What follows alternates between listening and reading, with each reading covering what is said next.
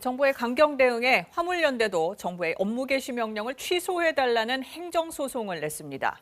국제노동기구 ILO가 업무 개시 명령에 대한 우리 정부 의견을 요청한 데 이어서 법률적으로도 압박 수위를 높이고 있는 겁니다. 특히 화물연대 주장처럼 정부가 강제노동을 금지한 ILO 협약을 어겼는지 등을 놓고 양쪽이 팽팽하게 맞설 것으로 보입니다.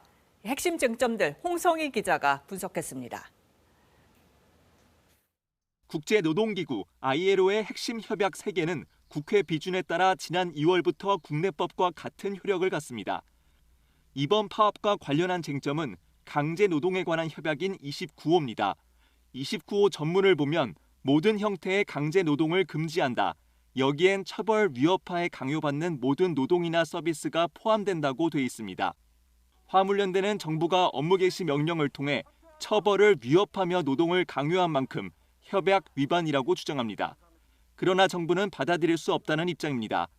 협약엔 전쟁, 화재, 전염병 같은 재해나 주민 존립을 위태롭게 하는 상황에서 강제되는 노동은 예외라고 돼 있습니다. 정부는 지금이 예외에 해당한다고 봅니다. 결국 예외를 어떻게 볼 것인지가 관건입니다.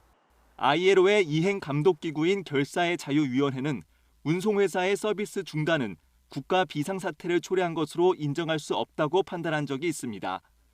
이에 대해 정부 관계자는 ILO가 핵심 산업에서 장기간 파업 시 업무 복귀 명령이 합법이라고 판단한 사례도 있다고 밝혔습니다. 양측의 주장이 팽팽한 가운데 이른 시간에 결론이 나진 않을 거로 보입니다. 긴급 개입 요청에는 진정과 달리 협약 위반 여부에 대해 ILO가 조사하거나 구속력 있는 권고를 하는 절차가 없기 때문입니다. 다만 비준 8개월 만에 논란이 커진 만큼 ILO가 협약 이행 여부를 정기 감독할 때 좀 더 까다로운 심사가 진행될 가능성이 있습니다. 화물연대가 제기한 행정소송 과정에서 국내 법원이 업무 개시 명령의 위법성을 판단할 때 협약 위반 여부를 고려할 것으로 보입니다.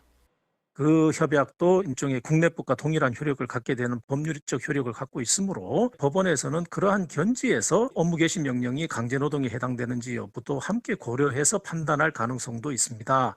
정부는 관계부처 논의를 거쳐 ILO의 업무 개시 명령에 대한 입장을 제출할 계획인데 2달 정도 걸릴 것으로 내다봤습니다. KBS 뉴스 홍성입니다.